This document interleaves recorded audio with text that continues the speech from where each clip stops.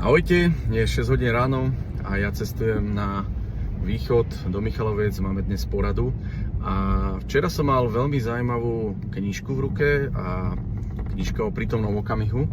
A autor píše o tom, akým spôsobom fungovať a pracovať s myslou. Pretože aj moja mysl, že neustále myslí, premýšľa, stále človek nevie na ničo zabudnúť.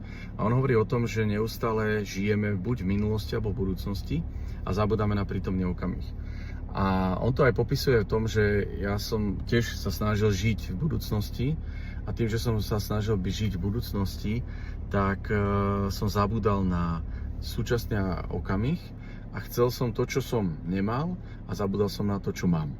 A tým sa dostáva myseľ do rozporu a človek je potom automaticky menej šťastný a berie to potom život ako nejaký nástrel. Takže autor hovorí o tom, žij v súčasnom okamihu a nenechaj myseľ, aby ti neustále dávala minulosť a budúcnosť.